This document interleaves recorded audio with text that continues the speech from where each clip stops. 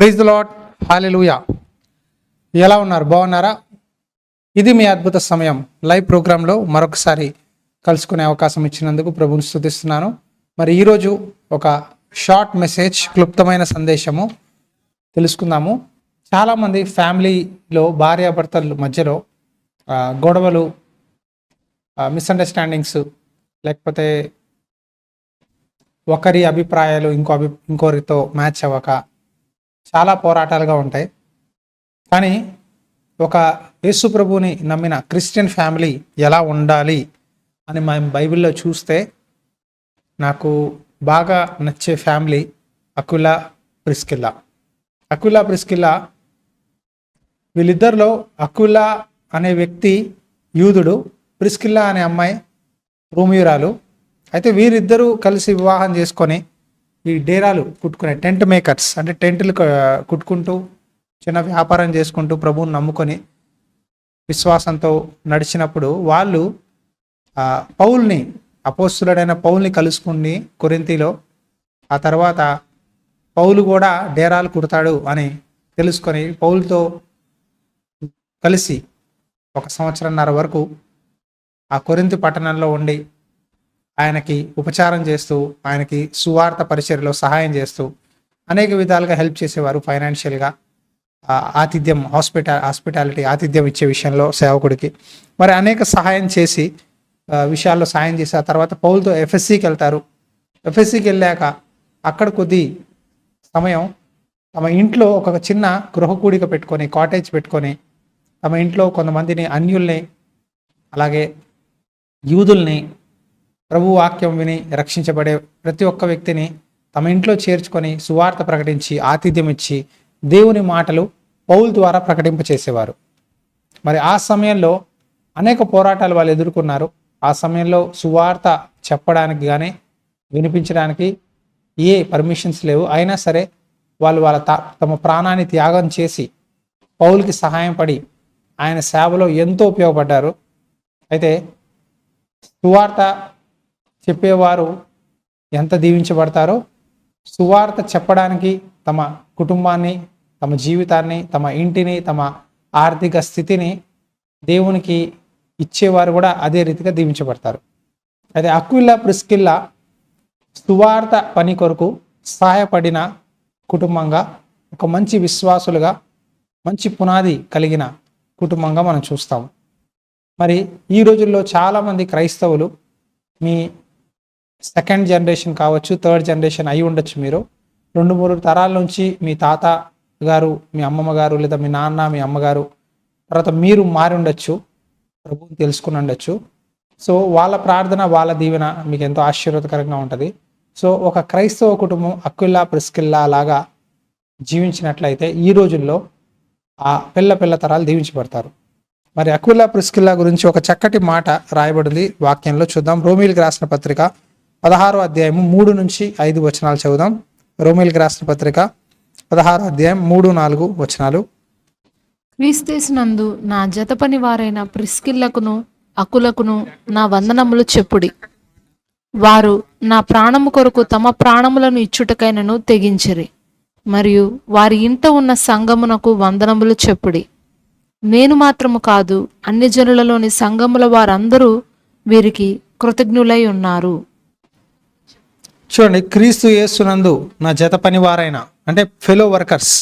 పౌలు అంటున్నాడు వీళ్ళు నా జత పనివారు, ఎందుకంటే నాతో పాటు వీళ్ళు సువార్త పనిలో తమ ప్రాణాలని కూడా సేవ కొరకు, దేవుని పని చేయడానికి త్యాగం చేశారు, రిస్క్ చేశారు. వీళ్ళు ఇంట్లో కూడుకునే సంఘానికి వందనాలు. నేను మాత్రమే కాదు, అన్యజనులలోనూ సంఘంలో అందరికీ కృతజ్ఞులై ఉన్నారు. అంటే చాలా మందికి సువార్త ప్రకటించడానికి ఒక సాధనంగా వాడబడిన వ్యక్తులు ఎవరంటే అక్విలా, ప్రిస్కిల్లా. ఈరోజు దేవుడు మీకు ఉద్యోగాలు ఇచ్చి, భార్యాభర్తలకి మీకు పిల్లలు ఇచ్చాడు అంటే, మీరు దీవించబడుతున్నారు అంటే మీరు ఒక బాధ్యత ఉంది, సువార్త ప్రకటించాలి.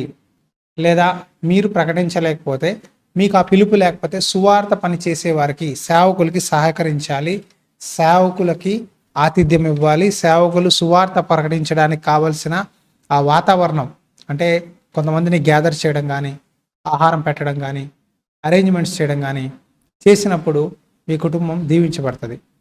మరి దేవుణ్ణి నమ్ముకోవడం అంటే సంపాదించుకోవడం, మనం బాగుంటే చాలనుకోవడం కాదు. దేవుణ్ణి నమ్ముకుంటే మన కుటుంబంలో ప్రార్థన కలిగి ఉండాలి, వాక్య ధ్యానం ఉండాలి, అలాగే దేవుని పనిలో ఏదో ఒక పని చేయాలి. అయితే నేను ముఖ్యంగా ప్రార్థన చేసినప్పుడు పరిశుద్ధాత్మ దేవుడు ఒక 6 విషయాలు, 6 మాటలండి, నేను స్పష్టంగా చెప్తాను. ఆ మాటలు మీరు జ్ఞాపకం చేసుకోండి. ఈ 6 మాటలు ప్రతి కుటుంబానికి కావాలి. ఈ 6 మాటలు చెప్పే ముందు కొన్ని వాక్యాలు చూద్దాం. మనం ఏం రాయబడి ఉన్నాయో కొలొస్సీయులకు రాసిన పత్రిక 3వ అధ్యాయం 18, 19 వచనాలు చూద్దాం. కొలొస్సీయులకు రాసిన పత్రిక 3వ అధ్యాయము 18, 19 వచనాలు. భార్యలారా, మీ భర్తలకు విధేయులై ఉండుడి, ఇది ప్రభువుని బట్టి యుక్తమై ఉన్నది. భర్తలారా, మీ భార్యలను ప్రేమించుడి, వారిని నిష్ఠూర పెట్టకుడి. పురుషులు స్త్రీలు ఇద్దరు కలిసి ఒకరికొకరు లోబడాలి, ఒకరినొకరు ప్రేమించుకోవాలి, ఒకరినొకరు గౌరవించుకోవాలి. మొట్టమొదటి మాట ఏంటంటే ఒకరికొకరు లోబడాలి. చాలామంది ఏంటంటే లోబడుట లేదు. నీ ఇష్టం నీది, నా ఇష్టం నాది, నీ కుటుంబం నీది, నీ పని నీది, నా ఉద్యోగం నాది, నీ సంపాదన నీది, నా సంపాదన నీది నాది. నువ్వు నా సంపాదన గురించి అడగద్దు, నువ్వు పెళ్లి చేసుకున్నావు, నువ్వు మగోడివి కాబట్టి నువ్వు కుటుంబాన్ని పోషించాలి, నీ బాధ్యత. నా ఖర్చులు ఏంటో, నా సంపాదన ఏంటో అడగద్దు అని చాలామంది స్త్రీలు భర్తల్ని బ్లాక్మెయిల్ చేయడం బట్టి చాలామంది పురుషులు ఎంతో వేదనతో ఎవరికి చెప్పుకోవాలో తెలియక బయటికి వెళ్ళి తమ స్నేహితులతో మాట్లాడుకొని చెప్పుకొని, ఆ స్నేహితులు ఇచ్చే సలహాలు తీసుకొని, ఆ తర్వాత వాళ్ళ మాటలని తాగుడికి అలవాటయ్యి, తర్వాత వ్యభిచారానికి అలవాటయ్యి, కుటుంబానికి దూరం అయిపోయి చాలా కుటుంబాల్లో తప్పైన సంబంధాలు, రాంగ్ రిలేషన్స్ ఎందుకండి? భార్యాభర్తలు గనక ప్రేమ కలిగి ఉంటే రాంగ్ రిలేషన్స్కి చోటు లేదు.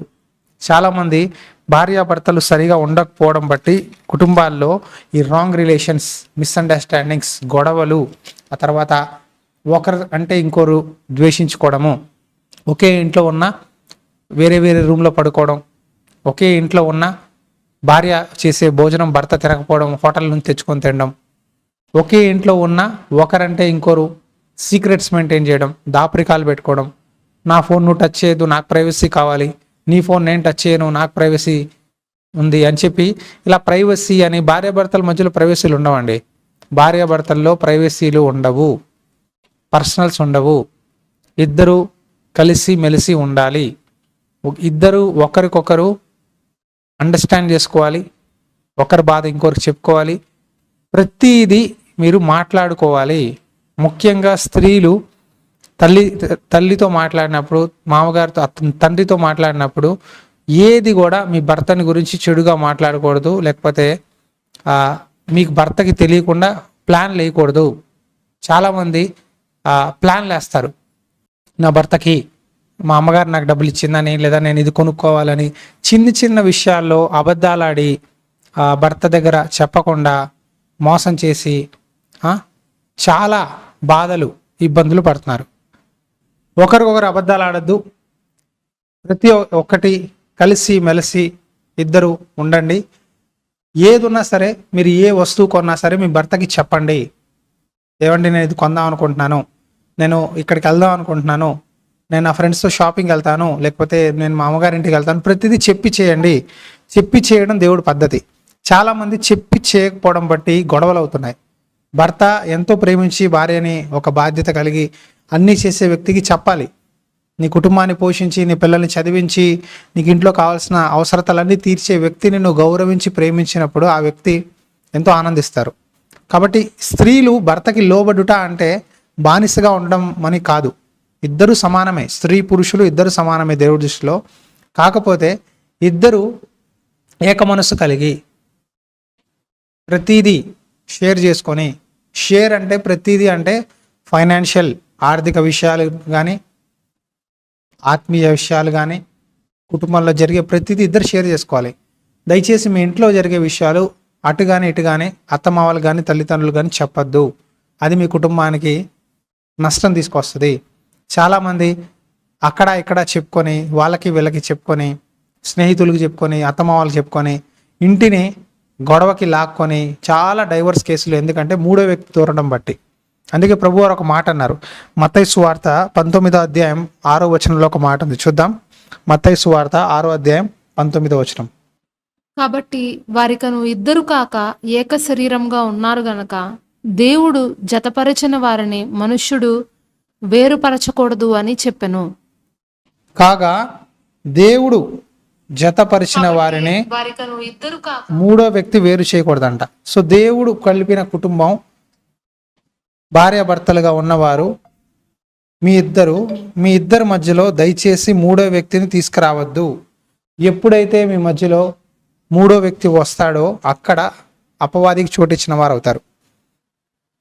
నేను చాలామందిని చూశాను, తమ పర్సనల్ విషయాలు భార్యాభర్తలు వెళ్ళి తల్లిదండ్రులకి, అత్తమామలకి, స్నేహితులకి చెప్పిన వారు, చెల్లెళ్ళకి చెప్పిన వారు, చాలామంది కుటుంబాల్లో వాళ్ళ చెల్లెలు, వాళ్ళ తోడికోడళ్ళు, లేకపోతే వాళ్ళ అమ్మగారు, వాళ్ళ అత్తగారు, నాన్నగారు, మామగారు, ఫ్రెండ్స్, ఇలా కుటుంబాన్ని వేరు చేసే వారిలో సాక్షులుగా ఉన్నారు. చాలా డైవర్స్ కేసెస్ ఈ రోజుల్లో ఎందుకు అవుతున్నాయంటే ఎవరో ఒకరు దూరి ఒకరి పక్షాన ఇంకోరు మాట్లాడడం వల్ల ఆ రిలేషన్ పాడైపోతుంది. ఎన్ని గొడవలు ఉన్నా, ఎన్ని బాధలు ఉన్నా మీ ఇద్దరే కలిసి షేర్ చేసుకొని మీ ఇద్దరే సాల్వ్ చేసుకోవాలి. మధ్యలో ఎవరిని తీసుకురాకూడదు. పెళ్లి కానంత వరకే మీ అమ్మ, పెళ్లి కానంత వరకే మీ నాన్న. పెళ్ళి అయ్యాక మీరిద్దరు ఒక ఫ్యామిలీ అవుతారు. మీకు దేవుడు ఒక కుటుంబాన్ని ఇస్తాడు. కాబట్టి మీరు బాధ్యత కలిగి మీ కుటుంబాన్ని నడిపించుకోవాలి. సో ఇక్కడ నేను మొదటి మాట చెప్తున్నాను, 6 మాట్లాడినాను. మొదటి మాట, ఒకరికొకరు లోబడండి, గౌరవించండి. రెండోదిగా ఒకరినొకరు ప్రేమించండి. మూడోదిగా ఒకరి భారాలు ఇంకోరు మొయ్యండి. ఇంట్లో ప్రతిదీ ఈక్వల్గా పంచుకొని నడుచుకోండి. నాలుగోదిగా ప్రేమ అనేక పాపాలని కప్పుద్దంట. ఎవరైతే ప్రేమిస్తారో వాళ్ళు అర్థం చేసుకుంటారు. ప్రతి ఒక్క స్త్రీ పురుషుల్లో అండి చిన్న చిన్న బలహీనతలు ఉంటాయి, ఖచ్చితంగా ఉంటాయి. నా భర్త పర్ఫెక్ట్, నాకు పర్ఫెక్ట్ వైఫ్ కావాలి, నాకు పర్ఫెక్ట్ హస్బెండ్ కావాలంటే కుదరదు. అనేక కుటుంబాల్లో ఏదో ఒక ప్రాబ్లం ఉంటుంది. భార్యలో కొన్ని మిస్టేక్స్ ఉంటాయి, భర్తలో కొన్ని మిస్టేక్స్ ఉంటాయి.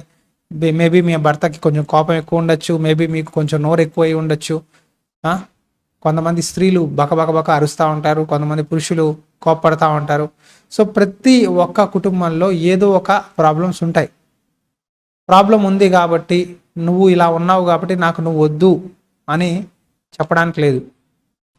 నీ పురుషుడు ఒకవేళ అన్యుడైనా సరే, దేవుని నమ్మకపోయినా, నీ విశ్వాసం, నీ ప్రార్థన బట్టి అతన్ని మార్చుకోవచ్చు అని వాక్యంలో రాయబడి ఉంది.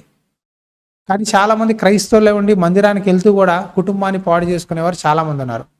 అయితే దేవుడు మీకు ఈరోజు ఈ వాక్యం ద్వారా చెప్పమంటున్నాడు, ప్రేమిస్తే మీరు వాళ్ళని క్షమిస్తారు. ఎన్నిసార్లు క్షమించమంటారు సార్ మా ఆయన్ని? ఎన్నిసార్లు చెప్పినా మారడు. అంటే ఒకటే, ప్రార్థన ద్వారా మార్చుకోవాలి.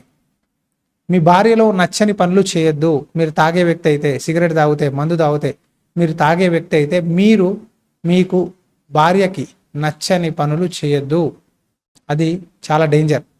అలాగే పురుషులు కూడా, స్త్రీలు కూడా మీ భర్త దగ్గర ఏవి దాపరికాలు పెట్టద్దు. ప్రతిదీ ఓపెన్గా చెప్పండి, అది మీకు ఆశీర్వాదం.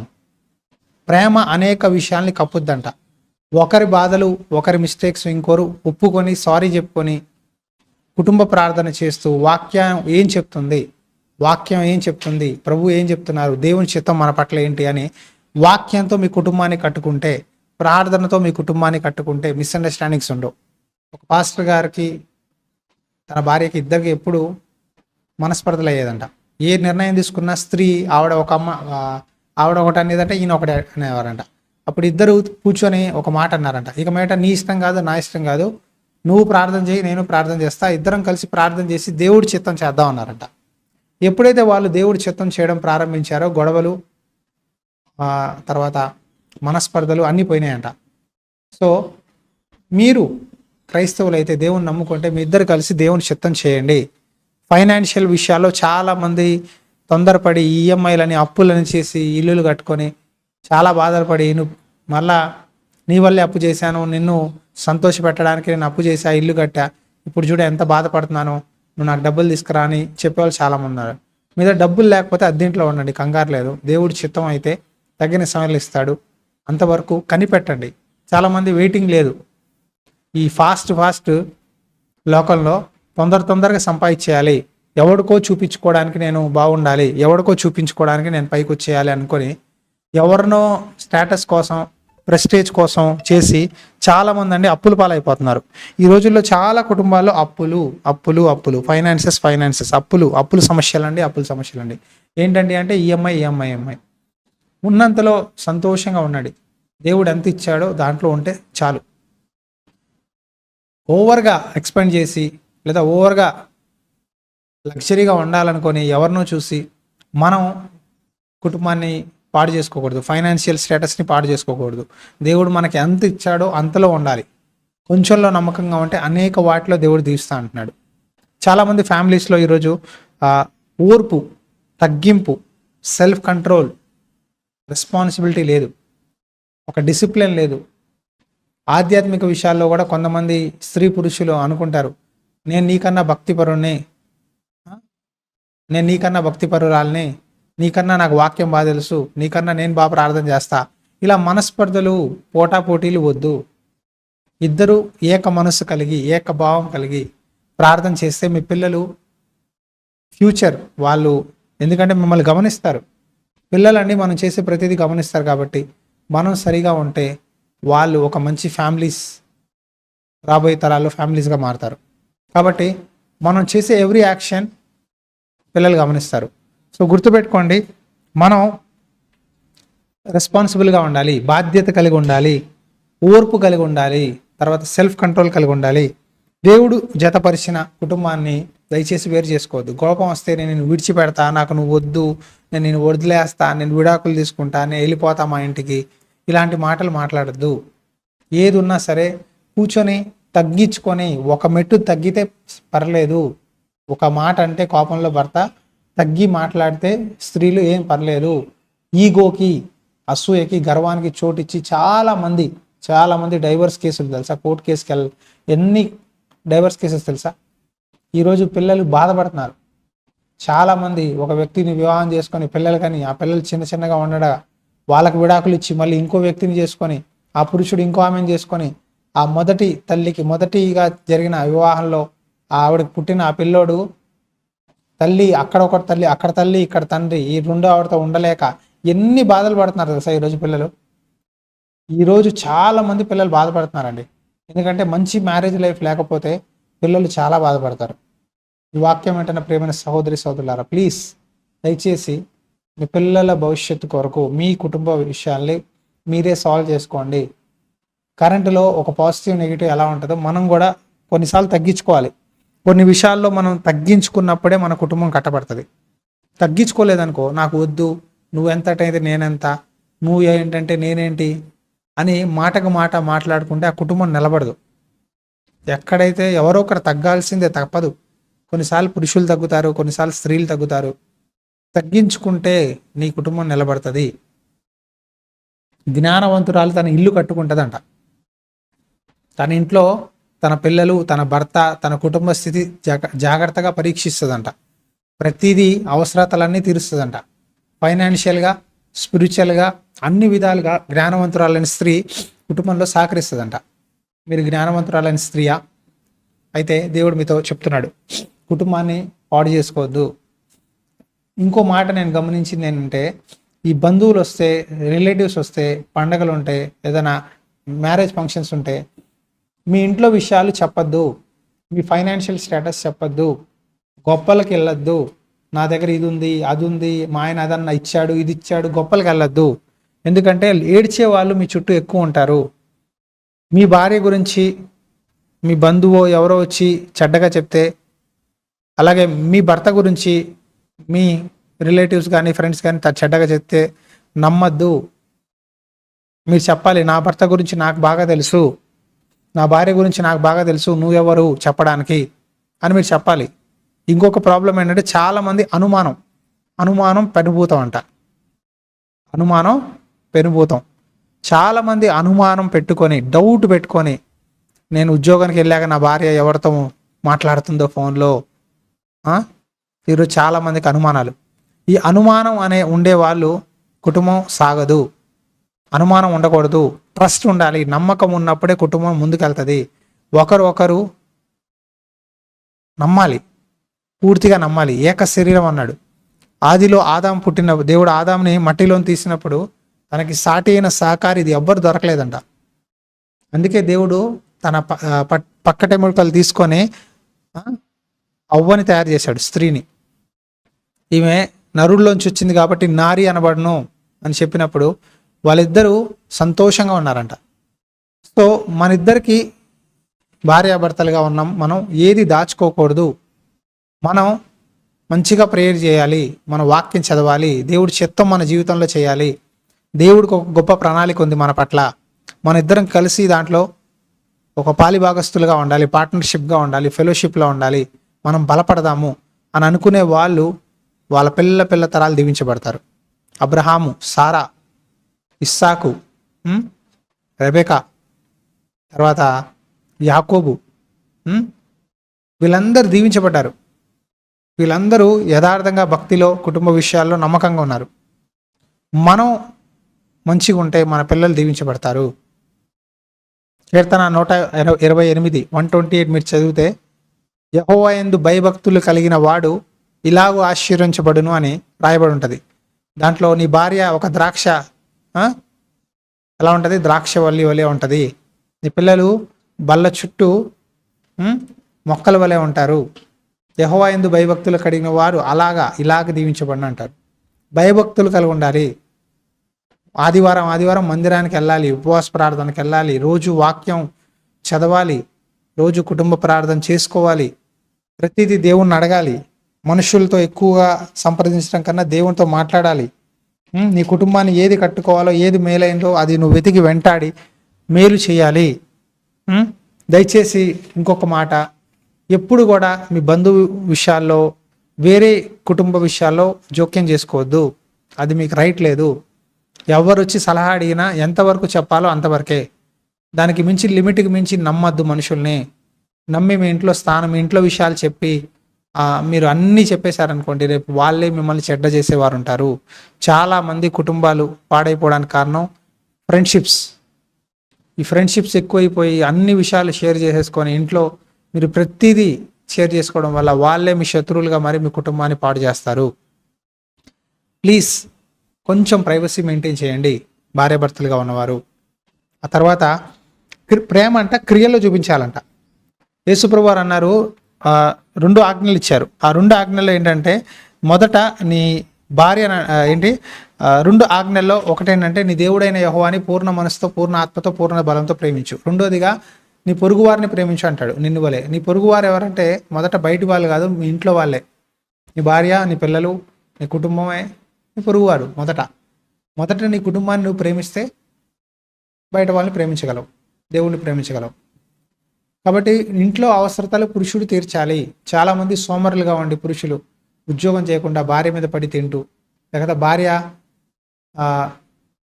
అన్ని తలాంతులు ఉన్న పని చేసే సామర్థ్యం ఉన్న తను ఏం చేయకుండా భర్తే చేయాలి, నాకు అన్నీ వచ్చినా నేను చేయను అని ఉండి, ఇలాగా ఒకరినొకరిని అర్థం చేసుకోకుండా ఉండే వాళ్ళు కూడా చాలామంది బాధపడుతున్నారు ఫైనాన్షియల్గా.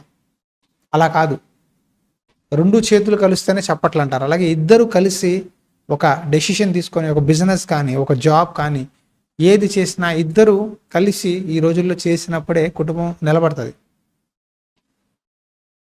సో దేవుడు మాట గుర్తుపెట్టుకోండి, ప్రతి ఒక్కరు ఆశీర్వించబడాలని కోరుకుంటారు. ఆశీర్వాదం అంటే ఏంటండి అంటే, ఫైనాన్షియల్గా దీవించబడాలి, మంచి స్థానంలో ఉండాలి, కుటుంబ సభ్యుల మధ్యలో, సంఘంలో, తల్లిదండ్రుల ముందు తల దించుకోకుండా తల ఎత్తుకొని మంచి పొజిషన్లో ఉండాలి. నాకంటూ ఒక ఇల్లు ఉండాలి, ఒక కారు ఉండాలి, నా పిల్లలు మంచి స్కూల్లో చదువుకోవాలి, మేము తిండికి బాధపడకూడదు అనే ప్రతి స్త్రీ అనుకుంటుంది. ఈరోజు ప్రతి స్త్రీ అనుకుంటుంది, ప్రతి పురుషుడు అనుకుంటారు.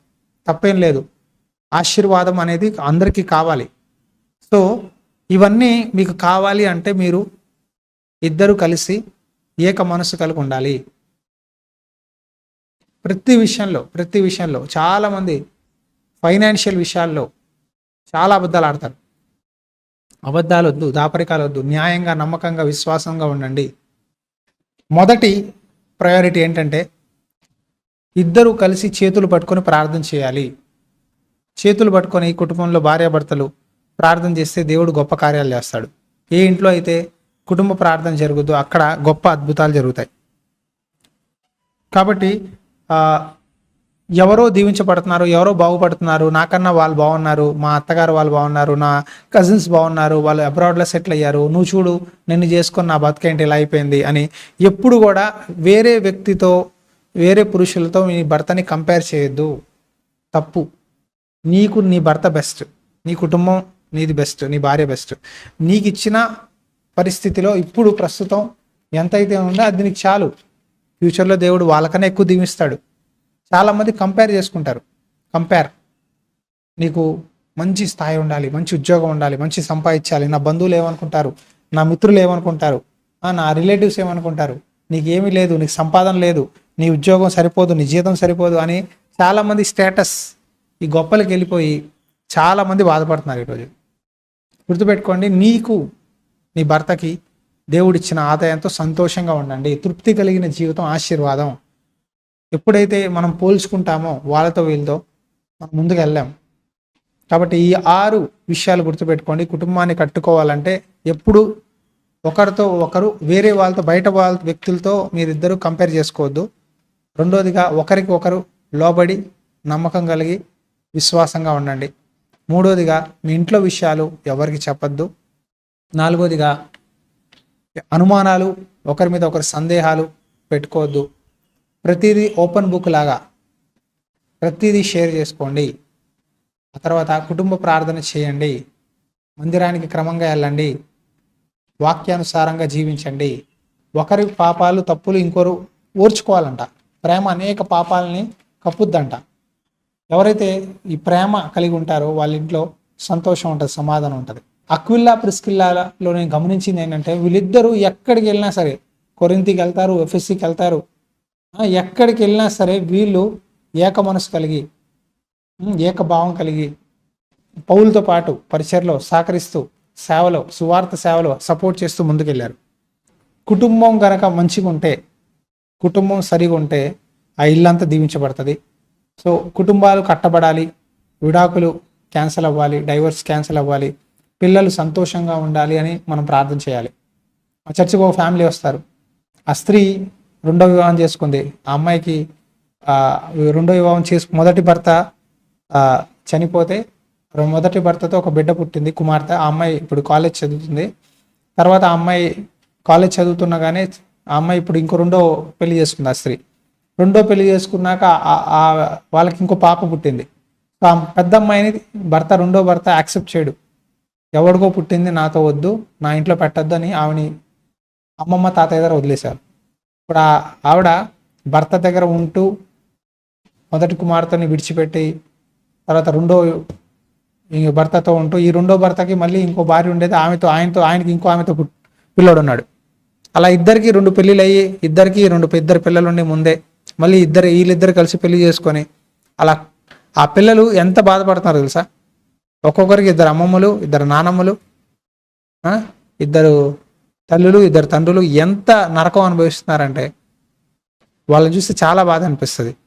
వివాహం నేను రెండోసారి పెళ్లి మీరు ఎందుకు చేసుకున్నారు సిస్టర్? తప్పు చేశారు, మీ అమ్మాయి చాలా పెద్దదైపోయింది, ఇప్పుడు మీ అమ్మాయి చాలా బాధపడుతుంది, అటు మీ రెండో భర్త మిమ్మల్ని అమ్మాయిని రానివ్వడు, కూతురుగా యాక్సెప్ట్ చేయట్లా, అలాగే మీరు మీ భర్తకి పుట్టిన కుమారుని మీరు యాక్సెప్ట్ చేయలేరు, ఆ అబ్బాయి మిమ్మల్ని యాక్సెప్ట్ చేయట్లా, ఆ పిల్లోడు.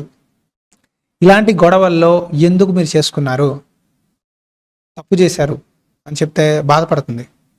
చాలామంది అండి ఇట్లాంటి రాంగ్ స్టెప్ తీసుకొని పిల్లల్ని చాలా బాధపడుతున్నారు. ఆ పిల్లల ఫ్యూచర్ పాడైపోతుంది. కాబట్టి వాళ్ళ మైండ్లో ఏమో తెలుసా, పెళ్ళి అంటేనే చాలా చీప్గా చూస్తారు, చిరాగ్గా పడతారు. ఇద్దరు అమ్మమ్మలేంటి, ఇద్దరు నానమ్మలేంటి, ఇద్దరు తండ్రులేంటి, తల్లులేంటి, చిరాకు పడి వాళ్ళు మొత్తానికి కుటుంబం, మ్యారేజ్ లైఫ్ అంటేనే ఇరిటేట్ అయిపోయి చాలా బ్యాడ్ జనరేషన్ తయారవుతుంది రాబోయే రోజుల్లో. తెలుసా, మీకు చెప్తున్నాను, చాలా బ్యాడ్ జనరేషన్స్ వస్తున్నాయి. పురుషుడు స్త్రీ ఒకే ఫ్యామిలీగా ఉండాలి.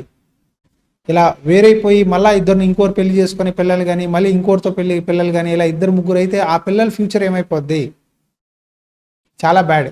కాబట్టి ఈ రోజుల్లో మరి గుర్తుపెట్టుకోండి, కుటుంబాన్ని, మీకు దేవుడు ఇచ్చిన కుటుంబాన్ని నమ్మకంగా, యథార్థంగా నిలబడండి, ప్రార్థన చేయండి. ప్రభువా నా పిల్లలు పెద్ద అవుతున్నారు, నేను సరిగా ఉండాలి, నేను క్రమశిక్షణలో ఉండాలి, నేను భక్తిలో ఉండాలి, నేను జాగ్రత్తగా ఉండాలని భయం ఉండాలి. భయం లేకపోతే కుటుంబం విచ్ఛిన్నం అయిపోద్ది. కాబట్టి ఈరోజు గుర్తుపెట్టుకోండి, దీవించబడాలంటే ఈ 6 విషయాలు, 6 మాటలు గుర్తుపెట్టుకోండి. లోబడండి, ప్రేమించండి, ఓర్పు కలిగి ఉండండి, ప్రార్థన చేయండి, అనుమానం పడద్దు, ఇద్దరూ కలిసి నిర్ణయం తీసుకోండి. అలాగే ఒక అక్విలా ప్రిస్కిల్లా లాగా దేవుని పరిచయం చేయండి. మీరు మందిరానికి వెళ్తే మందిరంలో ఏదో ఒక పని చేయండి, దేవుడు మిమ్మల్ని దీవిస్తాడు. మీ పిల్లల్ని కూడా ఏదో ఒక యాక్టివిటీలో, పనిలో, మందిరంలో ఇన్వాల్వ్ చేయండి. ఒక మంచి క్రైస్తవ విలువల కలిగిన కుటుంబంగా ఉంటే మీరు బహుగా దీవించబడతారు. హల్లెలూయా. ఈ సందేశం మీకు ఆశీర్వాదకరంగా ఉందా? ప్రభు మీతో మాట్లాడారా?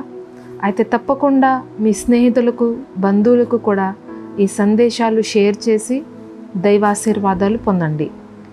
ప్రభు మీకు తోడై ఉండి మిమ్మును సమస్త విషయములలో దీవించి ఆశీర్వదించునుగాక. ఆమేన్.